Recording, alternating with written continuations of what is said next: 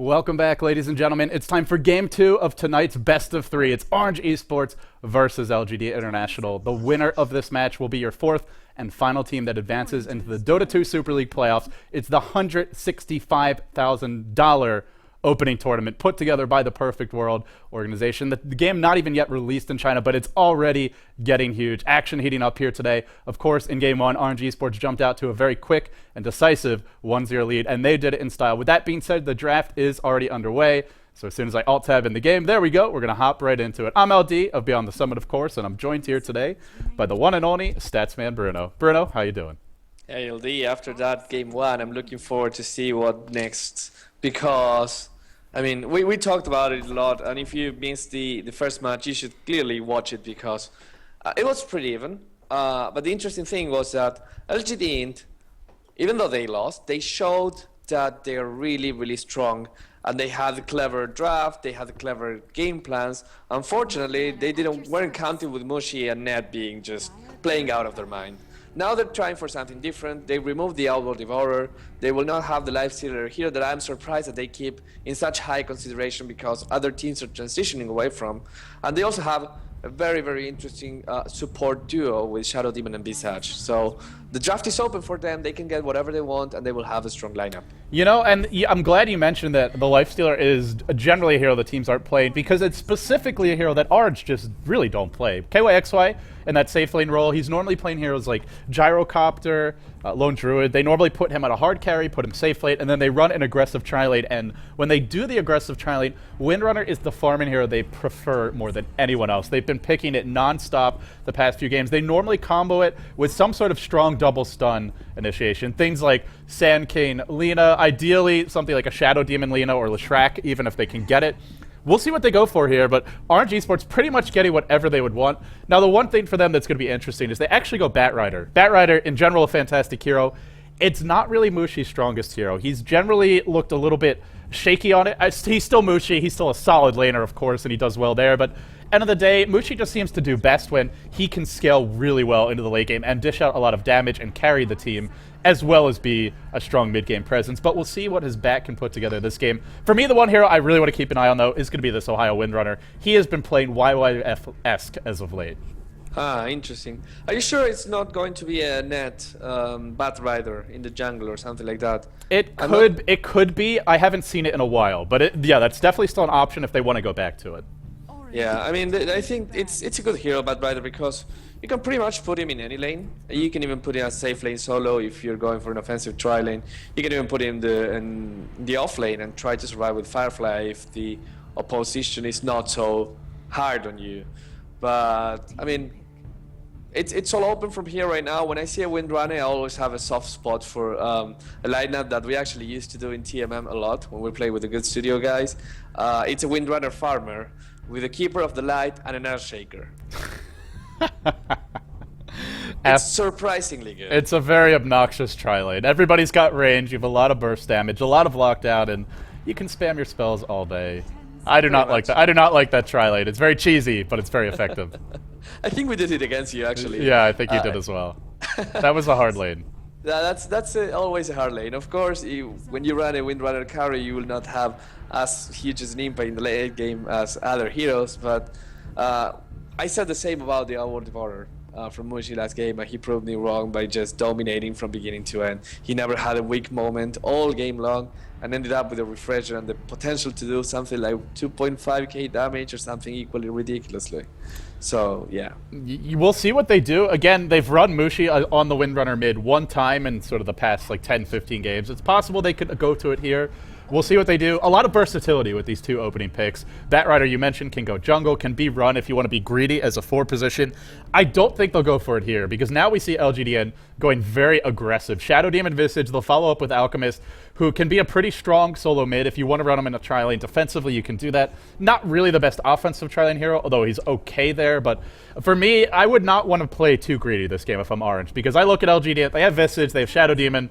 That is a scary tri-lane already.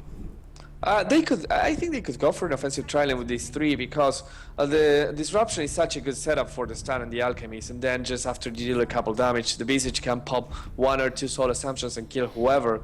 I mean, they have the kill potential for sure. The only problem they have is that the alchemist being at 0 or 1 armor early game means that if he wants to go for the last hits, he'll be harassed to death by that Windrunner or whoever they decide to stick with him. So yeah, it's possible. I mean, it's. I guess I would say it's a gamble. Right, because if you hit the combo right, you disrupt, you soul catcher, you get the stun channeling while that's happening, and then you unleash it, and the soul assumption follows up. Obviously, you can kill almost anyone with that. But if the engagement happens any other way, your team can end up easily giving up kills. Alchemist, low armor, like you mentioned, a melee hero, needs a decent amount of farm to have an impact later on, and isn't the best at getting that farm in tri-lane versus tri-lane. So it would be risky for LGD. The other thing I'll throw out there is they pretty much always run this solo mid. We've seen G taking it mid time and time again. It's what most of the Chinese teams prefer to do. Occasionally we'll see Burning play a safe lane Alchemist, play a farming Alchemist. So it's a possibility, but knowing LGD, I would probably expect him to actually go mid and even just rush utility items, things like a mech, then maybe go back for Shadow Blade and try and gank a lot. That's actually really interesting. That's another different way to play Alchemist. And according to some of the Dota beta testers, that's the correct way to play Alchemist. Back when the hero was not being picked that much, before they buffed the cap in the gold, and people just were trying to find a way. I think that back at TI2, people were trying to find a way to just make Alchemist into the game because it was an interesting hero, but he didn't bring enough to the table as some of the other carries like Morphling, which was really high that game. I was being told, like, yeah, you should get Alchemist and you just give him support items, give him a mech, give him something like a pipe even, give him blood mirrors, and just by walking there, you don't need to be this super farm, high carry, all be all end all thing.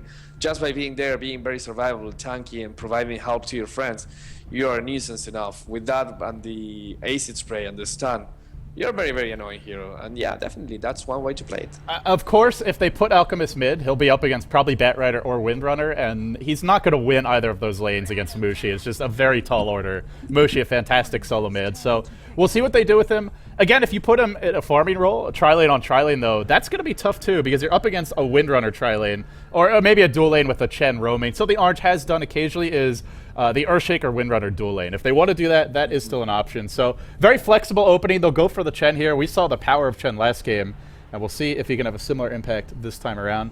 LGD, though, they're going to go for a Clockwork, and it's possible it could be a support clock as well if they want to. Yeah, I mean, it's interesting because now we see the support clock more than we see the offlane. In Bolva's words, offlane clock is useless now. It's the worst hero in the game. That's what he thinks, at least. I disagree. But yeah, that's a little strong. Yeah, it is. Because, to be honest, the hero changed in the BKB part of the game and not in the laning part of the game. So I still think it has its uses, but apparently for at least some of the pro players that normally play offlane, the hero's worth has dropped dramatically in the offlane, and now it's more interesting as Dignitas started to use it, for example, which is as an offlane, as a safe lane dual lane support, just to help and make things easy for your carry to farm. I mean, he's still a fantastic hero in the laning stage. Cogs are ridiculous. Like, laning against those is one of the most infuriating things you will ever have to do in Dota. I think the only thing that's worse right now in this current patch is Living Armor. That's the only more annoying spell in the game. But of course, you're right. Later game, Clockwork has lost some of his utility. In this game, he'll still be very useful late because RNG Sports, they have maybe one hero who will build a BKB this game. That's the Batrider. So I think it's a game where Clock could have a big impact. The only concern for me is they have 3 heroes that do a lot of damage from range. Even Chen does with Test of Faith, and potentially Clockwork's Cogs could just end up getting him killed in a lot of these fights. But, well, RNG Sports, they don't have their carry yet, and where are they headed with this? Is this where they bust out the Lone Druid, already have Venge and Chen for a lot of pushing power, and just say, we're going to get an early mech on Windrunner, an early Blink on Bat, and we are going to 5-man you to death by, say, I don't know, the 20-30 minute mark? It would be really fun if they get a Beastmaster together with these, because they totally could. And the potential for pushing early game would be huge, enormous, and there's nothing that LGD can do about it, really. They don't have good heroes for stopping pushes right now. Alchemist needs the Acid Spray or at least a Radiance or something to stop, and Clockwork with just Rocket is not enough. Visage and Shadow Demon, not good heroes for stopping pushes. And now comes the Pack, which, yeah, is decently has a couple of AoE spells, but I don't know, I'm kind of liking these very early push lineup from Orange because it has the potential to be very effective. And of course, because they have Vengeful Spirit, if she can stay alive, which we saw Net last game, stayed alive forever, well, then maybe he can still have an impact later on and give his team a lot of additional damage, which allows them to scale pretty late. They have 4 ranged heroes, so they'll be able to get off more auto attacks in the fights overall and dish out some extra damage through the Vengeance Aura, through the Wave of Terror. We'll see. I think they could actually go pretty late, and it all comes down to this last pick. What direction is Orange Esports headed? Are they thinking about trying to take this late, or are they just going to go full in early to mid game and look to dominate there? We'll see. This last pick will reveal all, and that also will reveal the lanes. For Orange right now, with a Venge and a Chen, not really the strongest offensive tri-lane, but if they want to put the Windrunner there, she's so good in them that they would be decent. But I think, looking at Orange's lineup, more likely to even sack it, and they'll go Shadow Fiend, and is it going to be a Mushi Shadow Fiend? It is. Oh boy. Get your bodies ready, ladies and gentlemen. This could be a treat. This is going to be fun. And I have an update from Bolva. He retracted his statement. Clock is still the best hero in the game. Apologize for that. He made me say it because otherwise his Clockwork brethren will be angry at him. Yeah, and then Ice Frog might nerf him again just to punish him for speaking out. We'll see. Yeah, Jesus, how dare you. But yeah, Mushi Shadowfiend, that's all it's about. Now, if you haven't watched this guy playing this hero, now pay attention because he's really good. Get ready for a clinic. Mushi may be dunking some fools this game if he has his way. As for LGD.int, they do have a great lineup for killing Shadow Fiend. They have a lot of stuns, a lot of long-range initiation power from the Hook, from the Dream Coil, even the Alchemist stun, Grave Chill, not the longest range, but decent. You have the Demonic Purge. They've got a lot of ways to get on top of the Shadow Fiend, so it'll come down to Mushi either snowballing or having a lot of good early movements from his team to get him going. But with that being said, Bruno, it is Game 2 of the best of 3. It's the Dota 2 Super League. Well, it's your semifinals decider match. Winner of this will be advancing to the semifinals. The loser is going home and falling just short. Orange Esports, they've now improved with their current roster to 9-2 against LGD International. That is a tall mountain to climb. LGD International still yet to actually win a series versus Orange. Let's see if they can start to turn around things here. On the side of LGD, they're trailing 0-1 in the best of 3. We've got Brax on the Clockwork. G handling the puck, has been pulled a bit of early regen, actually quite a bit from Misery. 1437, going to be handling the Visage. We'll have Pycat on the Alchemist, so it will be a tri-lane Alch and a farming Alchemist, or actually maybe a safe lane solo, but either way, we'll be getting that side lane farm. Last but not least, we have Misery, and the clash is going to come now. Net is going to spot things out. It's going to be a level 1 engagement. It's going to be Mushi who gets caught. This is bad. This is very, very bad, but actually Alchemist unable to get the stun off. Now he lands it. Easy first blood. Orange Esports, they have a pretty horrible level 1 lineup. Surprised they tried to take that engagement, but by golly, Bruno, they did. Yeah, they did, and now it's easy to have that offensive trial in there, if they want to, but Alchemist is rotating. Pycat is going to be, yeah, just checking there, but I think he's going to stay in the bottom lane. Right now, the rotation, the good thing for Mushi is that he at least didn't lose any souls, because he didn't have any. So, that's really fishing for the silver lining. Yeah, I guess. But anyways, it's going to be interesting. And I have a cat on my keyboard right now. It's one of the kittens, and he's trying to be annoying. That's adorable. That's also inconsiderate. You're trying to cast Dota here. Yeah, sorry, kitten. I should cast Dota, but what a selfish little prick that kitten is. We've got Net on the Vengeful Spirit for Orange Esports. He was sensational on Rubik last game. Can he do it again? We'll find out soon. Mushi going to be jiving on the bottom lane as the Shadow Fiend. Let's see what he can get accomplished. It'll be Extinct in the jungle as the Chen. We saw a lot of good early ganks and some, well, mid-game ganks from him, I should say. KYXY on the Windrunner, one of his signature heroes. Not actually going to be an Ohio Windrunner. Scratch that. Was getting the two mixed up. But Ohio will be handling the Bat Rider. He'll be taking it to the off lane. He does play the 3 position as of late. And, well, I'm looking at the lanes now, Bruno. It's an offensive tri-lane against a Venge Shadow Fiend dual lane. This is a very bad matchup for Orange Esports. It is very tough as Orange to get against that. I was scared about Pycat not getting any farm, but there's really nothing that they can do to stop him because Vengeful Spirit is such a low range hero. Even her stun is very low range as well. And Shadow Fiend, until he gets a few souls, he just tickles you for 45 damage. And that Stout Shield will prevent at least half of that. So in the end, the Alchemist will be farming in the tri-lane. It will actually be Brax who takes up the mantle of the solo hero as the safe lane Clockwork. Definitely the harder hero to kill. We'll actually see a bit of dewarding action from Extinct. And he'll be able to start jungling a little bit more effectively towards the lane. I feel this is one of those games where Orange have to play Alliance style. They need to get this Chen involved in the lane early. They need Extinct to slow down LGD.int's aggression, give a little space to Mushi. Because otherwise, he's not going to farm, and Well, Shadow Fiend's a hero that needs quite a bit of levels and farm to have an impact.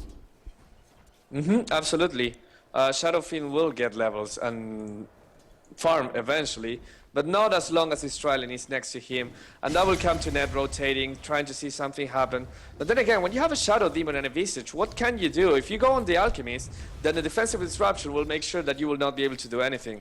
And then the Visage with the Grave Chill makes you so slow and attack so slow that I don't know. I don't see that Shadow Fiend being able to be anything important until at least level 7. But it's mushy. So yeah, you don't know. I feel it just comes down to Extinct. What can he make happen? And, well, it looks like I think he stacked the big camp. No, actually hasn't. Normally he's able to get these stacks off, but I believe wants to stack the camp closer to the lane so he can stay with a watchful eye and try to protect Mushi. Mushi needs that protection. Only 4 CS. You compare that to Pycat, already sitting 13-2, and he's not taking any points of Greevil's Greed. He's leveling up the Acid Spray and the stun. They want to go face rush RNG Sports in this tri-lane, and, well, they haven't found any additional kills yet, but they still lead by about 500 gold, and down on experience, and this is where you look to your off-lane Batrider, you look to your solo mid Windrunner, and you say, you guys have to shoulder the burden, because we are just not going to win this lane. Yep, and I really like actually going to the mid lane, the duel between Windrunner and Puck. I think it's pretty even.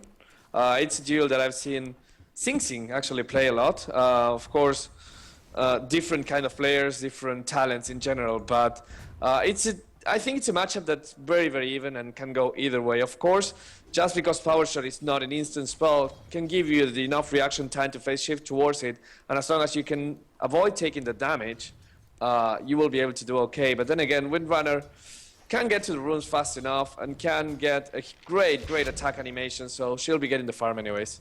And she's really good at just spamming the waves out, whereas you use that orb offensively, you could be vulnerable to a Chen gank. So G, for the time being, will do it, but they don't know where Extinct is. They have no vision, and this is where the changes to wards come into play, Bruno, because you look at what LGD.int did. They ran this aggressive tri-lane. They dropped both of their wards towards the lane, which means they don't know where the Chen is. They de-warded the one crucial one towards the rune, and now that frees up Extinct. He could gank mid. They may be able to kill G, because G, a very aggressive solo mid player by nature.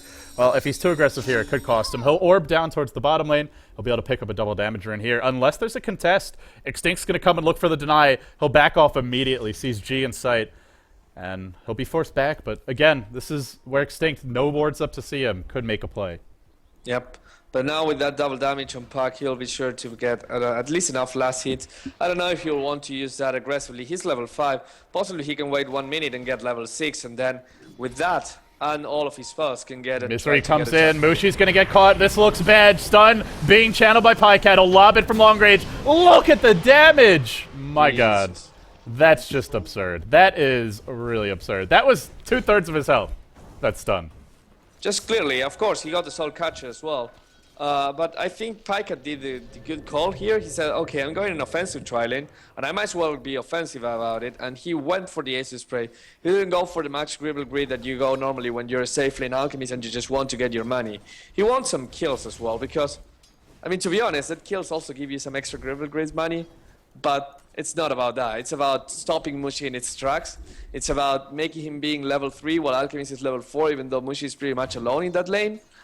I think Orange is having a bad time at the moment, and they have to be happy about this bottom lane LGD.int, because everything is going their way, and Puck is also having fun against the Windrunner. We'll actually see Brax now rotate mid. He's got the hook. This could be another kill, and a crucial one at that. Has the MIA been called KYXY? He'll back up now, but he gets caught by the hook. Cogged in a lot of trouble. Pops the Windrun, but Battery Assault going through that, orbing away to safety.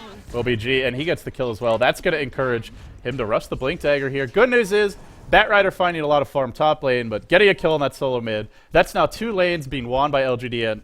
And the top lane, Batrider 33-13. He is decently far ahead of Brax, but end of the day, you don't expect Clockwork to win the CS war here. You just expect Brax to get levels and not die, and he's doing that.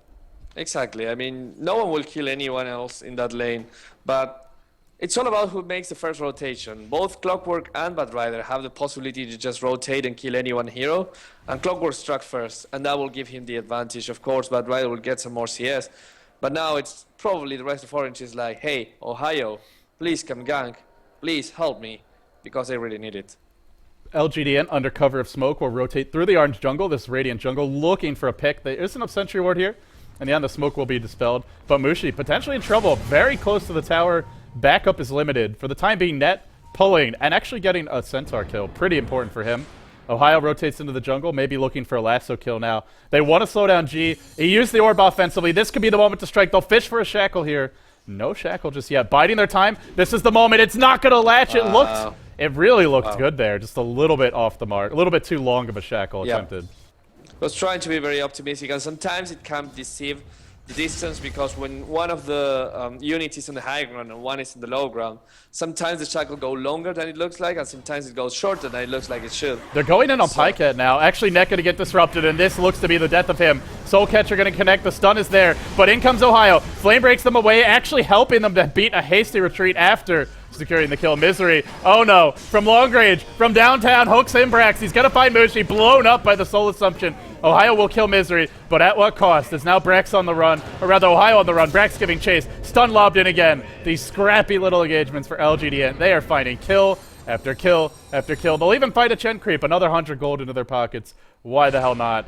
Not looking good for RNG Sports Bruno. 6-1 the score for LGD.int. 2,500 gold lead, 2,000 experience lead, and the one hero who hadn't died yet, or who hadn't been driven back off the lane, the Bat Rider, TP's bottom and gives up a kill there. Blink Dagger delayed.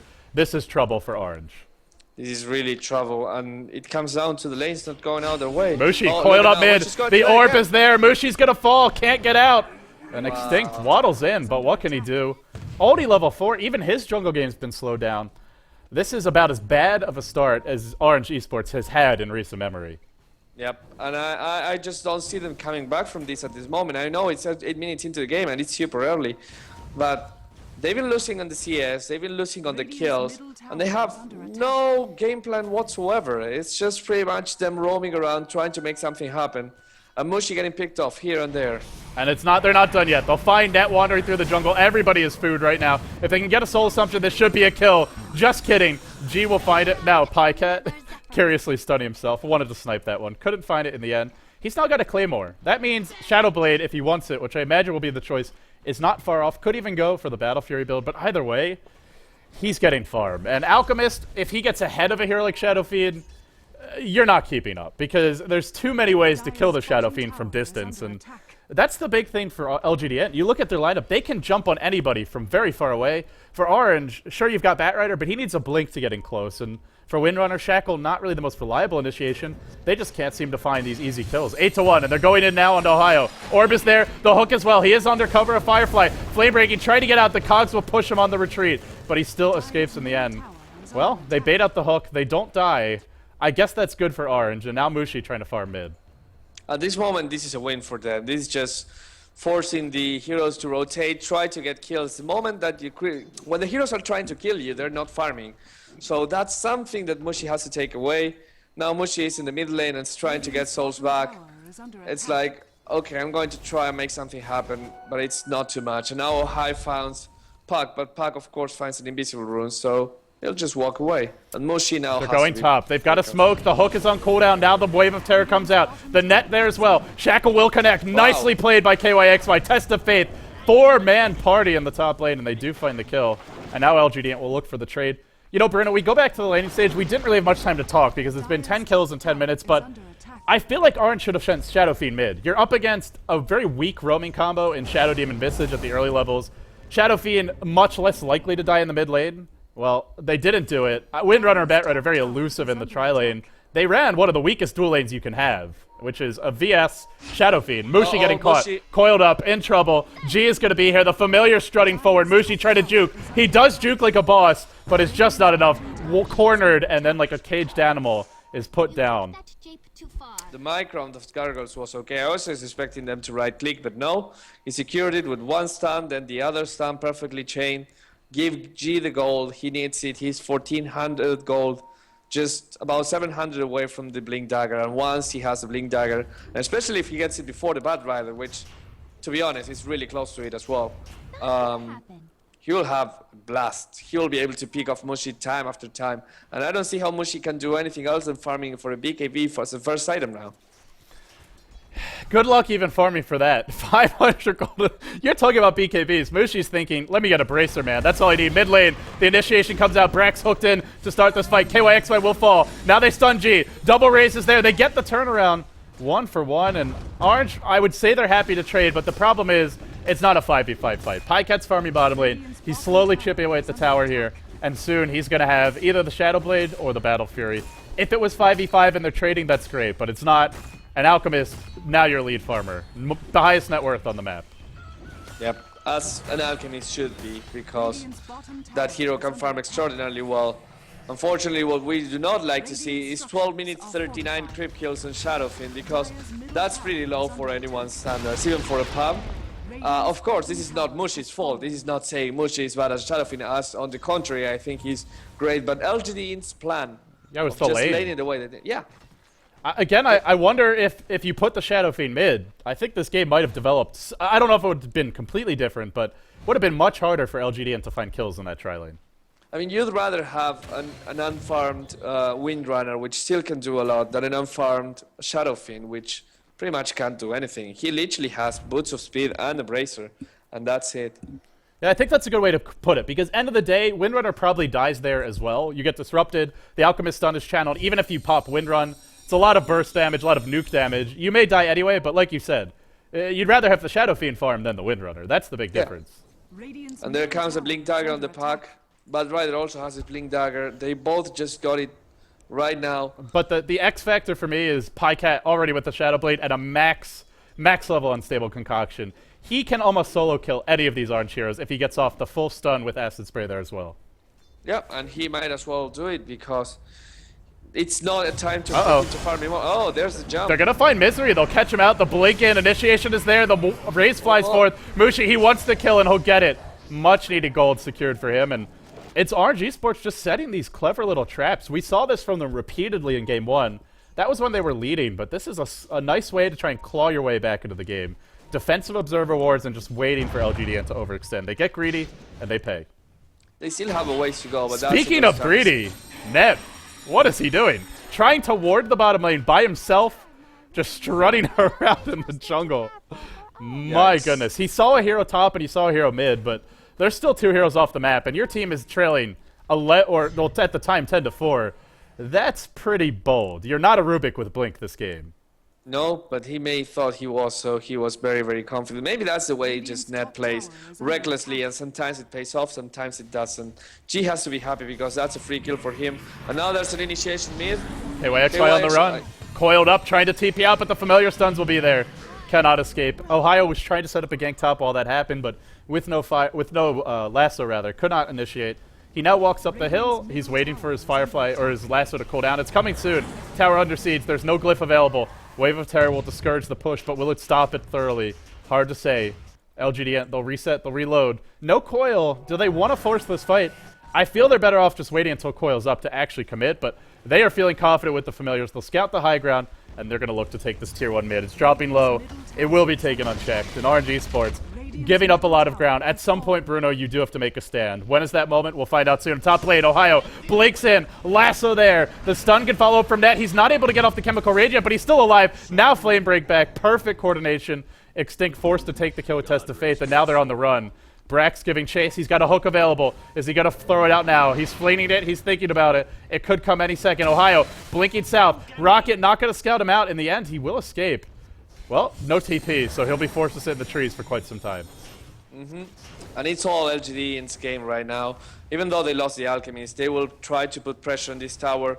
That will be the last tier 1 tower they have to take. And after that, suddenly, Orange has so little map control, and they desperately need something. They will need to get the jungle. They will need to get some creeps, because without that, you look at Shadow Fiend, going for a BKB, but just at least... He's actually 2.6, yeah. He's actually closer than I would have thought, to be honest. Well, closer-ish. He still needs 1.9k gold, and in this game, it's kind of hard. In a normal game, he would have it by now. It's not great farm, but considering how the game started for Mushi, 2 and 5, this is not too bad, Bruno. I gotta say, I feel like Mushi is getting a little bit more farm than I thought he would. But LGD, like you said, in control of this game and pushing the tier 1 top, and they'll take it for free. And there goes the tier 1 tower, so suddenly options are much more limited for Orange. But yeah, that seems to be the game plan. Just let all the 4 heroes try and contest, make some pressure, make some space for Mushi. Mushi, of course, if you're a Shadow Fiend, you have max Shadow Race. it's pretty sure that you will get some semblance of farm, at least if it's by stuck in the jungle, just by getting a huge creep wave that is pushing towards your tier 2 towers, you will get something. And the problem is Shadowfiend needs that BKB. Yes, he needs to do something about it. But when he gets the BKB, what will the Alchemist have? What will the pack have? Because by that time, it might be too late, and they can just right-click him to death. Yeah, there also may be a Scythe of Vice on G. If not when the BKB's up, then shortly thereafter. He's got the money right now for an ultimate orb in about 5 gold. Could be rushing the Scythe of Vice. LGD.int, they went for a huge wraparound smoke gank. They journey around the world. I'm not sure why it's drawing like 20 lines when I draw, but, well, either way, you get the massive dragon or snake of some kind on the map. And LGD, they'll look to take Roche now with the familiars as well as Acid Spray. Easy pickings. And for RNG Sports, very, very easy. The worst part for Orange is they can't farm now because they don't know where LGD is. Nope, they have to be unsafe. They might think they're in the jungle, they're small ganking, they're playing all hugging to their towers, and now maybe they're saying, might they be going Roshan? And the Roshan will fall. The thing is, if they just blindly went to farm and LGD was not there, they could give up a couple kills, suddenly the tier 2s are down, and then you can't even leave your base. But now they give up Roshan, they may lose the tier 2s the other way, which is brute force. Yep, and Shadowfiend just managed to farm 200 gold since we started speaking about how fast he was farming, so not having the best of days might be all about KYXY. I mean, he's trying to get an item. He has a staff of wizardry, so probably going for a 4 staff. Not a huge impact, but if that's all for positioning and that makes you have one of the good shackle shots that you can normally see in a Windrunner in crucial times, that might be enough for an ultimate from Shadowfiend or just for a peek up from the Bad Rider to make things happening. Or maybe it's a casual come from behind 19-minute Dagon. We'll see about that. Yeah, that could be the case, but I really don't see it. Probably not. A man could dream, though. A man could dream. But Bruno, I want to go back to something you mentioned, which is that you can farm really quickly with Shadow Raises. I love how LGD is playing because they're putting so much pressure on Orange. Mushi can't really enter his jungle, which means one of Shadowfiend's best comeback mechanics is off limits. He can't farm the jungle. And the BKB is still not really in sight. Nope, it's very, very far ahead. He can now buy the hammer if he wants to, but probably he wants to say, oh.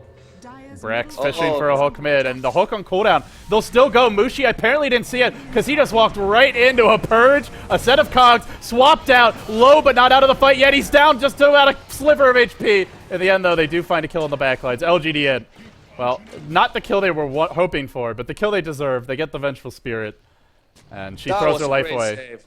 Everything, the swap from the Venge, the Hand of God from the Chen, and the sandbag from the Chen, everything was needed for making Mushi survive. He survives in 50 HP, but you don't want to die as a Shadowfiend more than any other hero. Watch out.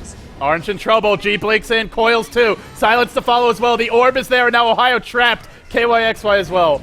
Both of them absolutely butchered. Mushi comes back in. He's got the triple raise option. But he'll actually already used the 2 long-range raises. Won't find a kill. And now Brax wanting to go back in. Test of Faith was there. Misery, can they find the kill? He's low. But he's not dead yet. He earns up. One more Flame Break. Brings him down. Brings Pycat low too. RG Sports, will this be that comeback they were hoping for? Ohio on the chase. Even pops the dust. Continues to pursue, but cannot get in range. Well, Bruno, in the end, it's a 1-for-1, but LGD are getting towers. And now they lead by 10k gold and 6k experience. We're only 20 minutes in. Yes, and that's all you need at this moment. LGD.int finding some kind of revenge from that first game, where they could have gone well and they just had to change tactics, didn't work, and then were dominated by Mushi. Now it's a bit of revenge kills. It's like, Mushi, you killed us so much last game. Now it's our time to kill you, and it's our time to have fun. And the Alchemist is going for a big IV of his own. Yeah, well, once he gets up this BKB, he's actually going in top right now. Wants to go on Mushi. This could be the worst timing in the world. Pycat is going in by himself. He's trying to build a Battle Fury. He may get caught out here by KYXY, who's fishing for a shackle, but doesn't have any creeps to latch it to.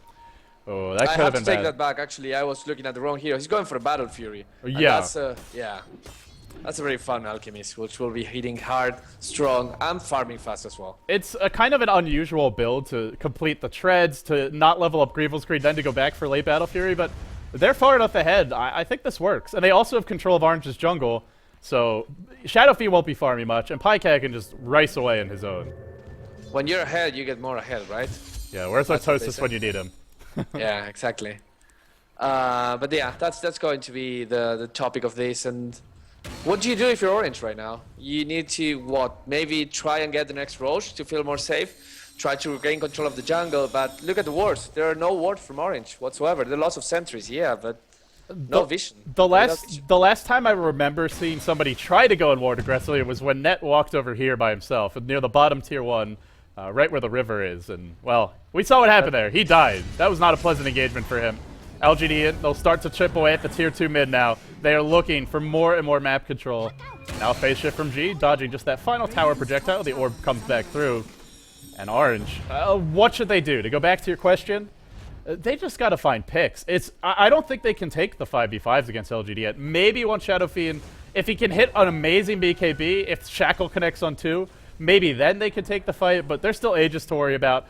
Soon there's a Sight Device on Puck. I feel like you got to fight before that happens, before the second Roche, else all may be lost. But how do they find that opening?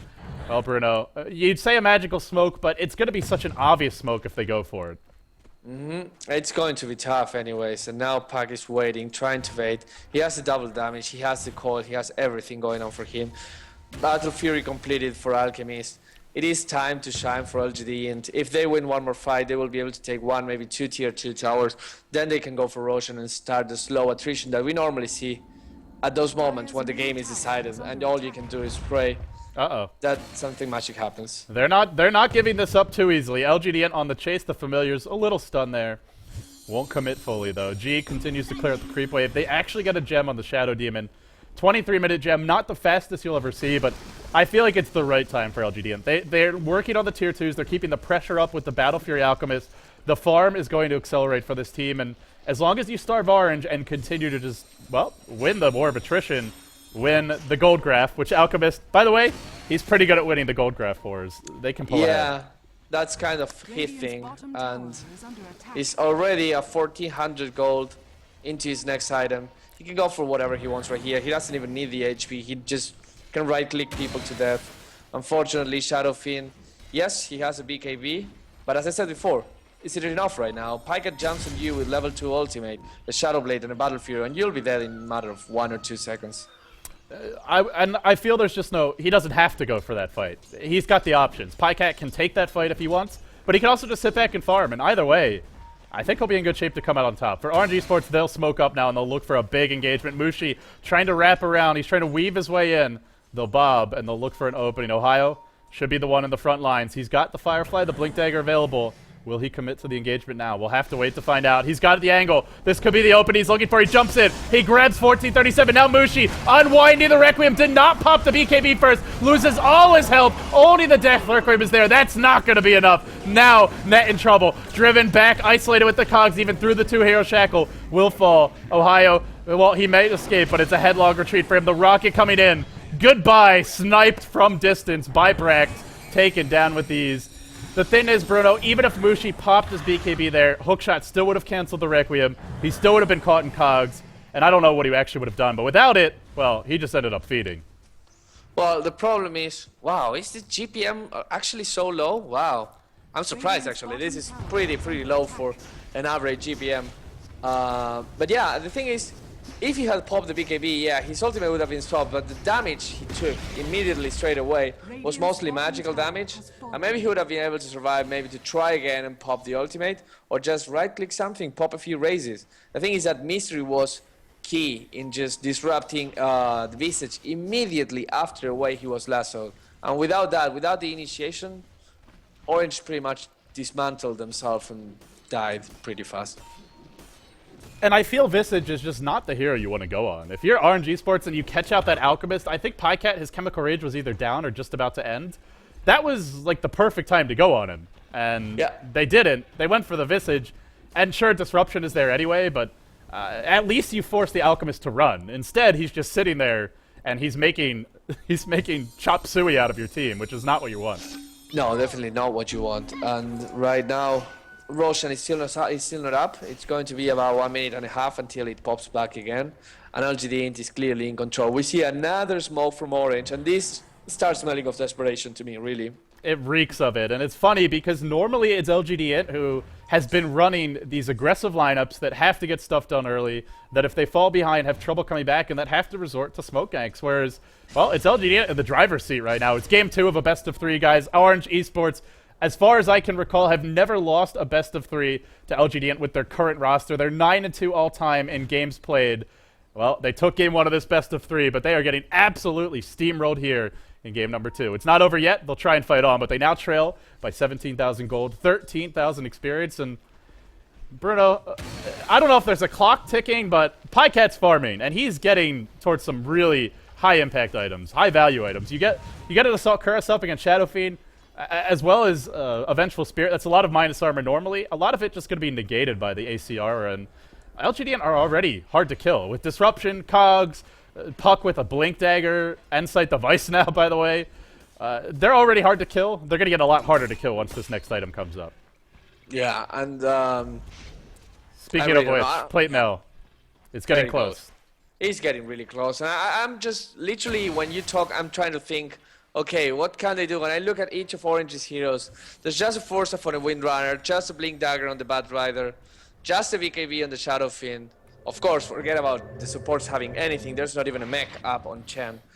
So I'm really trying to find the silver lining to this. I'm trying to find the way where Orange can turn things around, but yeah, you know, I don't know. They have to play super well and commit no mistakes because they don't have the damage and they don't have the HP to just fight 5-on-5.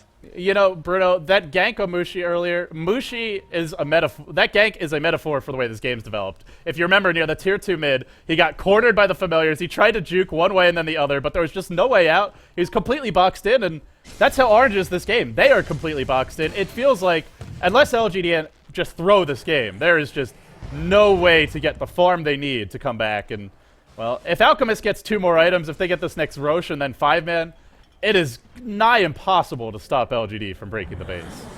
Maybe, just maybe, if Orange decide to contest this Roche. Now they're getting into the jungle, but they have to suspect something's going on. Now, if a Hive knows, yeah, I think they know. They have to know. But can they contest it? No, they just go on farm. So this will be another Roshan goal for Pycat. And by the way, Assault Cuirass as well. And also Assault Cuirass. So and like you mentioned, this is not the best farm we've ever seen on an Alchemist. And he's only 2-1-7. It's a pretty good assist score, but it's not going to maximize your gold, all things considered. Well, there you go. Let's put another 1,000 gold in the bank. Kills off the Ancient stack at LGD. They're rolling. Bam. I feel one more wave of items, and they could just A-click their way down the mid lane. They'll smoke now, and they're going to go for it. And see, this is the difference. This smoke doesn't reek of desperation. This is a calculated smoke. This is like, we got Roshan, we got this Ancient stack, which we were planning, and now we know how to do it. Unfortunately, they walk straight into a tactical pause. Puppy, I know was watching the Chinese stream, maybe influencing the players here today. Just kidding, Puppy. I love you. But LGD, I feel they don't need to go for a smoke. Like you said, it's obviously not a desperate one. It's a calm and collected one. But end of the day, if they just want a 5-man straight down mid lane, they have an Aegis on Alchemist. He can sit in the front lines. Puck can wait to counter-initiate. And Brax has a BKB. You have so many ways to start the fight. You have so many ways to counter-initiate with Shadow Demon Disruption, with the Familiars to scout things out, again, with the Puck sitting back and the Clockwork Hook. There's like, this is a tomato, and LGD has an entire arsenal of chef's knives, and they're just like, which way do we want to cut it? One way or the other, the tomato is getting chopped to bits. Mm-hmm. And now we're waiting for the reconnect. Apparently this is a go time. And, yep, now the gank is no more. They just are content to kill a troll. Die, troll. New tactical pause. I need to see, Kawa, I need to see the stream chat now. It's my one request to you. Oh, is the stream chat broken? I'm so sad. The amount of Franker Z that would be being spammed in the chat. It might even break the cap of per minute records. But I don't know. I think there's no saving you. No tactical pause will save you from this siege right now. I'm surprised they still have the tier 2s and they've held on for 30 minutes that well and there's such a clear disadvantage. Although as I say that, I see that Mushi has 178 class hits, which is much better than I expected. But yeah. Thanks, George. Yeah, appreciate that. We'll have the Merlini police back at the studio soon, along with you, Bruno. You'll get to Well, Ice Frog and the Merlini Police will be our new bands at the house. I'm really looking forward to get to know the studio, and actually it will be my first time at LA, so excited to see LA at night because I'll be sleeping during the day. And I mean, I guess you're getting a lot of sun there in Sweden right now since it's the summer solstice, but... Well, sun, you know, Swedish sun is not LA sun. It's more like a hot light bulb. Did I mention we have a hot tub and a pool, Bruno? Because we do. Jesus.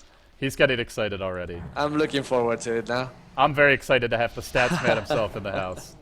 It's going to be a blast. And that, of course, is for the Alienware Cup guys. But Bruno, I think you're actually going to help us out with some of the Super League stuff while you're here as well. Yeah, I think so as well. So, yeah, looking forward to it. But now, this game, Farm Fest, trying to make something happen. We'll probably see. I'd like to make a bet on you. How many big team fights do we have left in this game? Let's make 1, 2, or 3. Or more than 3. Well, they're going to try for one now. I don't even know if they have a single fight left, but they'll jump the Shadow Demon. That's the one they had to go on. Problem is it going to be enough? The races are there. They bring him down in a hurry, but now it's a hook by Brax. Catches out the Shadow, or the Vengeful Spear. Now the Coil on too. KYXY in trouble. The silence blows him up, and it's only Mushi, the lone survivor. Head for the hills, Mushi says. Run! Run, my little friends. But there aren't enough hills in all of Malaysia to save this Orange Esports team. Let's be honest, Bruno. This has to be it. Barreling down mid. They didn't even lose an Aegis. They barely even winced from that engagement. And that was a great fight for Orange. They jumped the Shadow Demon. You have to go on him first. They kill him. Doesn't matter one bit. Doesn't really matter at all. And just to make a little bit of fun out of the situation, doesn't it suck when you're playing support for a team that's winning hardly, and you're the only one to die for your team because your team is winning, but you're dying anyways because of support and someone has to die? I'm feeling Aaron has to be a little bit sad right now because he didn't want to die. He wanted this to be a 5-0 wipe. Oh, Mushi going for the plays. He finds the kill top on G. Very, very greedy play by G, but, well, in the end, they get the range Rex and the melee Rex mid. But yeah, Bruno, I don't play support, so I wouldn't know anything about that. Yeah, that's true. You only go for the carries and the solo mids. Someday you'll go for the... I'm kidding. I play a little bit, but mostly if it's Shadow Demon or Rubik. Anything else is too hard. Boring. Too hard. And boring, yeah. Very boring. I want to see you playing Chen. I want to see that micro skills. I've had like 2 good games on Chen in my life and about 50 bad ones, so I don't know if you really want to see that. Yeah, it's going to be fun. Anyways, there was one fight. We can still maybe have 1 or 2 more in the tank, but really, to be honest. Speaking of tanks, Mushi is going to explode like a tank of gasoline. That just... blown up by the Alchemist. That was basically a solo kill, by the way. Yeah, that was. And Alchemist can do that because now with the heart as well as the other items, 3.3k HP. I think Pycat's listening to the stream. I think he heard you and he's offended. You questioned his farm. What a hook by Brex! Threads the needle, catches Ohio top lane, now isolated and should be brought down soon. Battery assault in the end by Brex finishes the job. And they're marching forward. Pycat, yeah, let's just dive the fountain. Why the hell not? Tanking the tower, no chemical rage even online. He'll pop it now, and he is just going man mode, or goblin mode, straight into the fray. He'll back off, though. I like how he died, and then he realized there's still a tier 2 tower, so he had to come back. He was like, oh, I can take this. Oh, no, I can't. Again, I think he's offended. I think you've incurred the wrath of Pycat here today, Bruno. Well, it really said 390 GPM average with Alchemist. That's despicable. Really low. That's despicable. But they'll go in now on KYXY. They hex him up. They blow him up, and he'll fall as well. Orange Esports, they must be strategizing for Game 3 because otherwise they just enjoy getting beat down. LGD.int, they're rolling in Game 2. They're going to take Game 2. The GGs come out now. Orange Esports defeated. Absolutely massacred. We're headed to a Game 3. We'll have one last clash before it's all said and done. Brax soon to fall. Ohio dead as well. Net with the GGs. Slicing, slapping, chopping, and dicing. Pycat all the ways to shred an onion. He's having fun now. And LGD, they'll take Game 2. Again, Bruno, I go back to what you said. The draft, the lanes just did not work for Orange. No, but it's the other way around now. The draft worked for LGD very, very well. Orange didn't have the early game impact that they had last game, and that was only not enough. And LGD.int seems to be this team that can face anyone right now. They won against IG in a match that everyone expected IG to take, and now against Orange, I don't know. I'm pleasantly surprised about the team. Remember, RNG Sports, well, even after this game, are still 9-3 all-time against LGD, and that's with their current roster, I should say. With their old roster included, it's then 9-5, but the current roster, 9-3. I still got to give them the edge heading into Game 3. I felt like this really came down to the draft and the lanes, and I don't think Orange will go for such weak laning here as the Shadowfeed and the Venge and the Chen. That combination, maybe a little bit too greedy, Bruno. But of course, Game 3 coming up. We'll see how it all shakes out. Guys, stay tuned, though. This, of course, is a best of 3. It's the Dota 2 Super League playoffs. I was thinking for the right word there. It escaped me. This is your play-in match for the semifinals. Of course, the winner of... What? Kawa's just completely failing in the background.